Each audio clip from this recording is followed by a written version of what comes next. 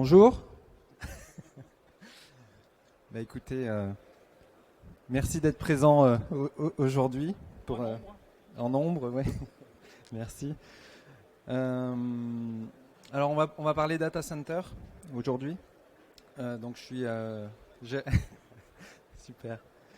Donc je suis Jérôme Grémaud, je suis un des associés de Gerlor et je suis accompagné de Jean Rodriguez qui est responsable commercial aussi de l'entreprise. Quelques mots sur qui nous sommes. Donc, on existe depuis 1995 et on est spécialisé dans la conception et la construction de data centers, qui sont des bâtiments qui hébergent de l'informatique. Donc, on est présent. Donc, on est une petite entreprise d'une quinzaine de personnes, siège social à Avignon. On travaille partout en France, un peu dans les dom-toms, en Afrique aussi, Maghreb et Afrique de l'Ouest. Voilà.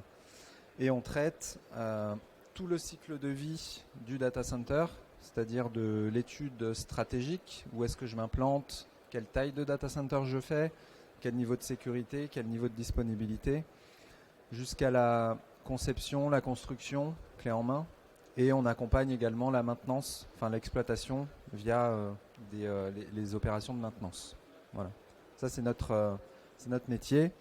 Et aujourd'hui, on voulait mettre en perspective le marché du data center avec la sécurité qui est liée à ces infrastructures numériques. Alors, historiquement, les data centers sont répartis autour des nœuds télécoms, d'accord. Historiquement à Paris, évidemment, où vous avez tous les réseaux télécoms d'Europe qui sont centralisés. Au nord de Paris, vous avez la plus grosse concentration de data centers en Europe, au kilomètre carré. Ce sont des grosses infrastructures qui hébergent les plateformes de cloud publiques telles Amazon, Azure, Google. Vous avez la même chose à Marseille, puisqu'à Marseille, on a une particularité, c'est d'accueillir les câbles sous-marins d'Afrique et d'Asie. Donc, de la même façon, vous avez des opérateurs. Bonjour. Vous avez des opérateurs internationaux qui s'implémentent dans ces grosses infrastructures data center pour opérer. C'est la porte d'entrée de l'Europe d'un point de vue télécom. Donc, et puis vous avez un câble aussi qui est arrivé récemment à Bordeaux. Donc on a aussi un pôle qui se crée à Bordeaux. Donc ça, c'est une particularité française d'avoir deux hubs principaux comme ça en termes de data center. Ça fait de la France un acteur majeur au niveau du numérique sur la plaque Europe.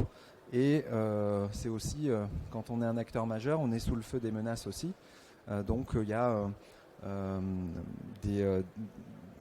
au niveau étatique et géopolitique, une grosse défense qui est mise en place autour des câbles sous-marins. Vous avez peut-être déjà entendu parler de ça. Au-delà des hubs internationaux, on est aux prémices du numérique. On pourrait croire qu'il est partout, mais il est pas encore partout, loin de là. Si on regarde les projections en termes d'usage, on est vraiment à l'orée de quelque chose de très exponentiel en termes de consommation de la data. Et cette data, il va falloir la stocker, la traiter, avec des nouveaux usages liés à l'Internet des objets qui va nécessiter des temps de réponse très courts avec du conversationnel. Et pour résoudre cette équation, pour faire fonctionner tous ces nouveaux usages, il faut une infrastructure qui est en cours de déploiement. Donc on a la fibre, on a la 5G, on entend parler de tout ça sur le territoire. Et on voit popper de plus en plus des data centers dits de proximité, donc c'est Edge Data Center.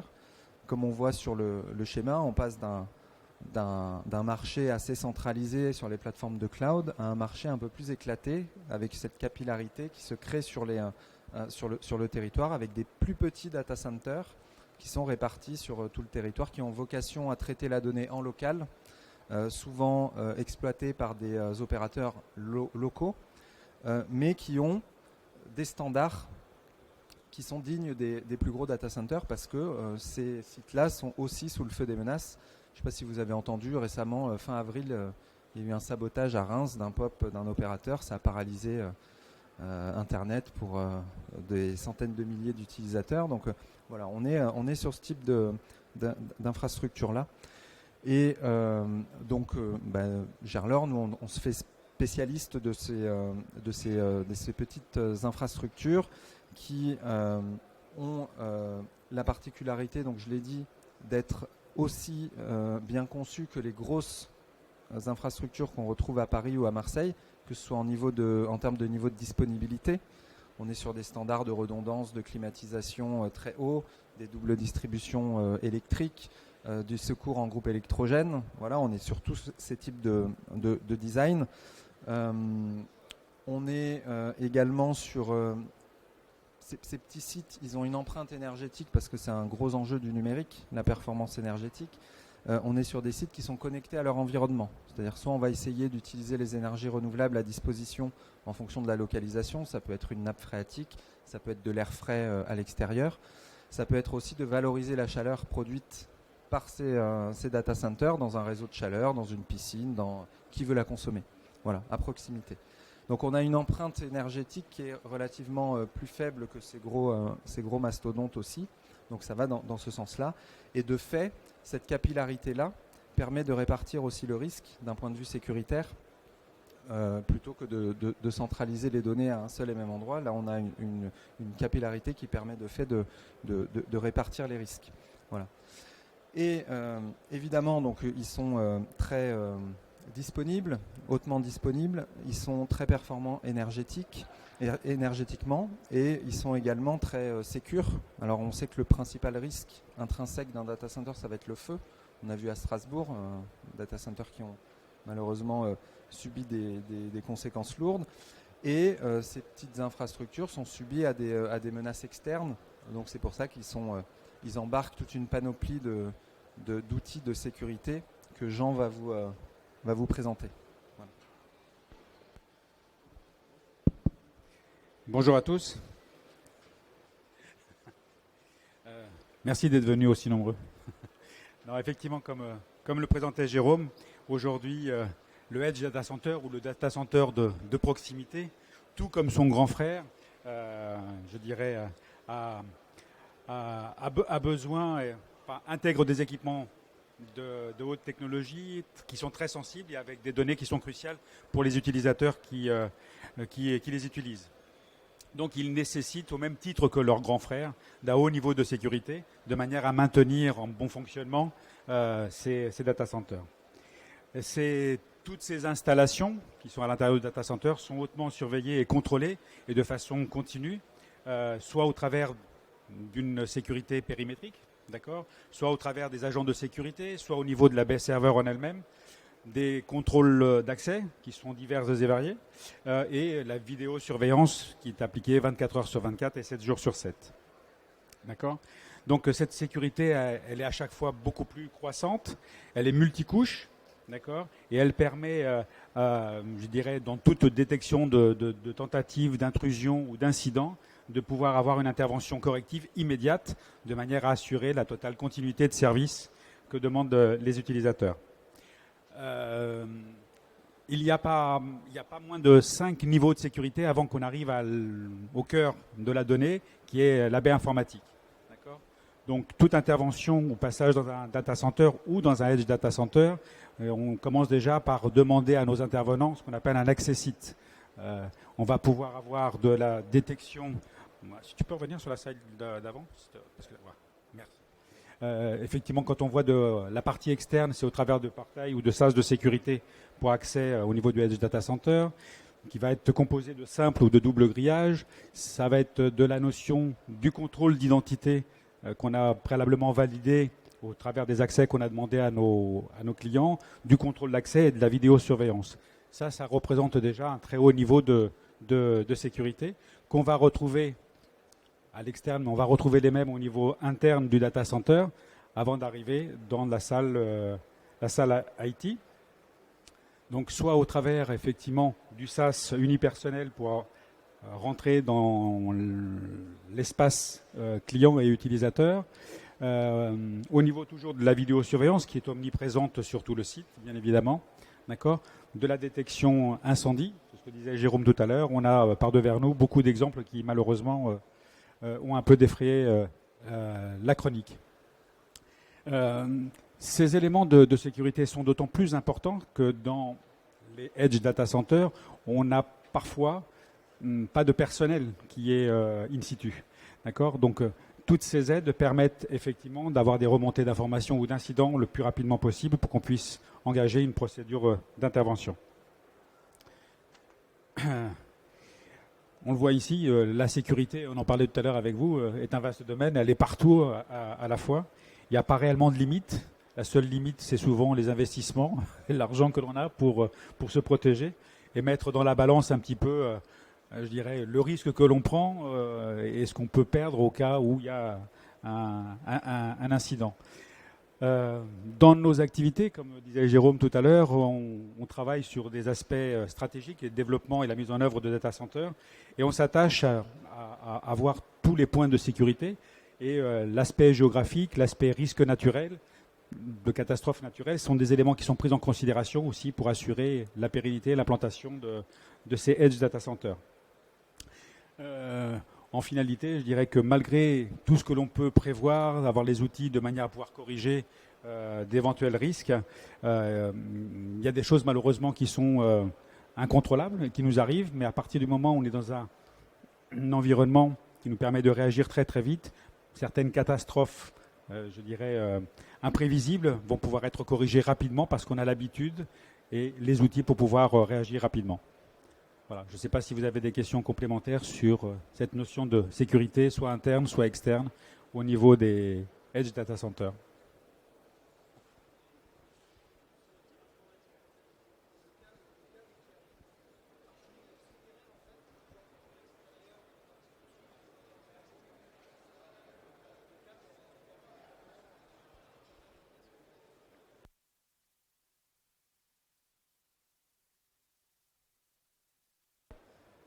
Oui. Effectivement, c'est un enjeu sur tous les sites que l'on construit, au même titre que les gros opérateurs de data center. On a des doubles adductions qui se font de sorte à assurer la disponibilité de ces sites. Après,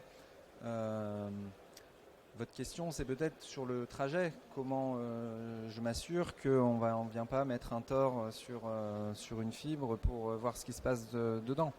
On ne va pas sécuriser chaque mètre de fibre optique sur tout le trajet.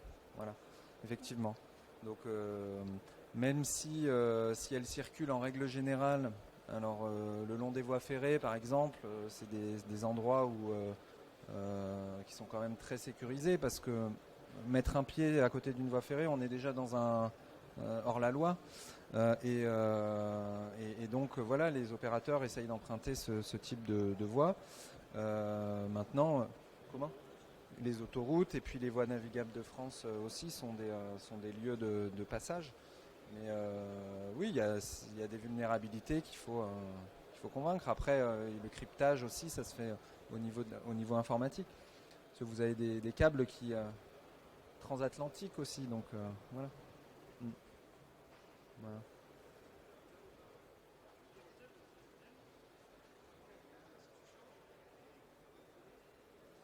Ouais, les deux, on va dire 50%, ça va être du public, ça peut être beaucoup les universités, ça va être des ministères, ça va être des collectivités locales qui ont des data centers privés, à usage privé. On va avoir des grosses boîtes privées qui ont aussi de l'informatique en interne, donc ils ont des besoins en data center, que ce soit dans l'aéronautique ou dans l'industrie même militaire. Et vous avez aussi les hébergeurs, toutes les ESN, les entreprises dont le métier est l'informatique. Donc voilà, ils investissent dans cet outil data center pour héberger ensuite des clients. Les Edge Data Centers sont des data centers à usage commerciaux, donc ouverts à tout un tas de clients différents pour venir héberger son informatique physique. Voilà. Donc votre serveur, vous pourriez le mettre dans un data center de colocation à proximité de chez vous. Voilà. Plutôt que de le mettre dans le cloud ou ailleurs. Voilà. D'autant, si je peux me permettre, c'est que ces besoins de données, d'informations sont de plus en plus croissants. Donc, on ne va plus arriver à le faire chez soi uniquement. qu'il va falloir mettre en place des infrastructures qui vont permettre effectivement de sauvegarder, de protéger et donner accès facilement et rapidement à toute cette information. D'où la nécessité aujourd'hui de se rapprocher de plus en plus du data center. Et pour compléter un peu ce que disait Jérôme tout à l'heure sur la notion des edge, la volonté est dans les études stratégiques que nous mettons en place avec les pouvoirs locaux, c'est de mixer aussi bien le public que le privé, de manière à très vite, quand on lance un projet de ce type-là, venir occuper de l'espace. Parce que ce n'est pas le tout de faire ou fabriquer ou de construire et de concevoir un data center. À un moment donné, il faut le faire fonctionner. Et le faire fonctionner, c'est au travers de l'offre de services qu'on va pouvoir apporter aux clients, aussi bien pour le public et que pour le privé. Donc c'est un mix pour qu'un projet soit viable et rapidement rentabilisé localement et qui bénéficie à tout le monde, à tous les acteurs locaux. C'est effectivement trouver un mix et un équilibre entre ces deux acteurs.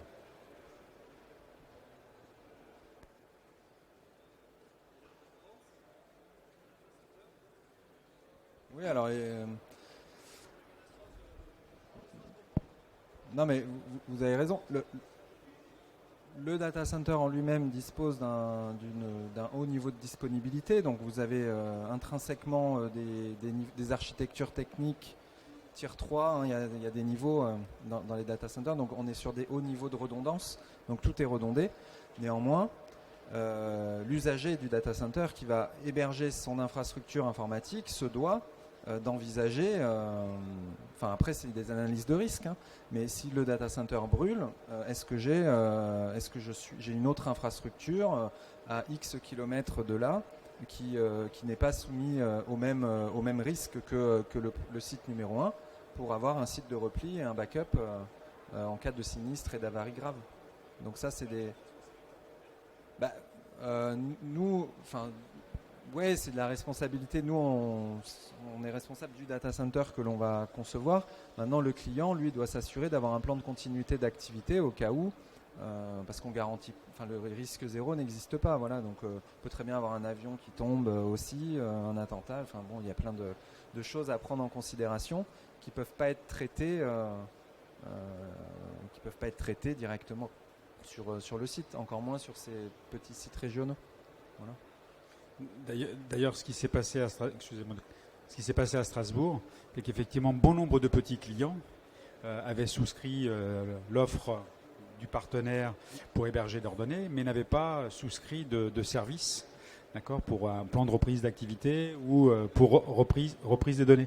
Donc, tout ça, une fois de plus, c'est de l'investissement, c'est de l'argent, c'est du business.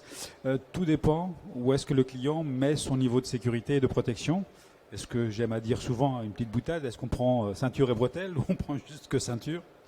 Voilà, c'est variable.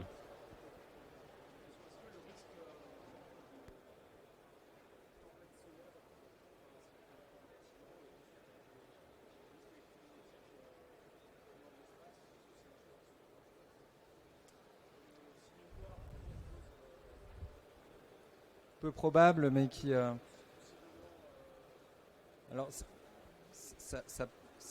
ça peut, hein, on a tout type de risques mis en avant par nos clients.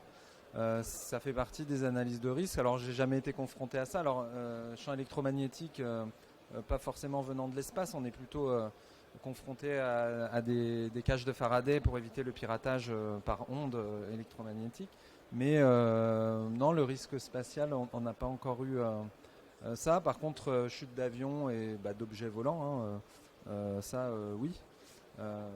Voilà, attentat, mais ce ne sont pas des risques qu'on peut vraiment résoudre à l'échelle d'un site. C'est-à-dire que ce risque-là, mis à part faire un bunker enterré, on va avoir du mal à le résoudre facilement, si ce n'est en maillant, comme vous disiez, en ayant plusieurs sites et en répartissant l'infrastructure de manière à ne pas être soumis au même risque, au même moment, au même endroit. Voilà. Il s'amortit au niveau business sur 10 ans, mais la durée de vie, c'est plutôt 15-20 ans, techniquement. Avec des renouvellements, évidemment, des investissements. Au bout de 5 ans, vous avez des petits investissements à faire. Au bout de 10 ans, vous avez plutôt des gros investissements à refaire, des renouvellements avec de l'obsolescence des grosses pièces, type les groupes froids ou autres. Et oui, la durée de vie, c'est 15-20 ans. En tout cas, quand on le conçoit, on le prévoit. Voilà. Et c'est très, très scalable. surtout chez les hébergeurs qui se doivent de remplir le data center. Donc techniquement, on doit déployer la puissance au fur et à mesure de la réussite commerciale du site. Voilà. On construit souvent les mètres carrés qui ne coûtent pas très cher en soi, j'entends au niveau bâtiment, pour la totalité de la capacité. Par contre, le process technique à l'intérieur, la puissance, on va la déployer de manière très scalable, très évolutive. Modulaire, on ouvre des salles et on déploie la puissance froid et électrique au fur et à mesure que les clients arrivent. Voilà. Bon, merci en tout cas.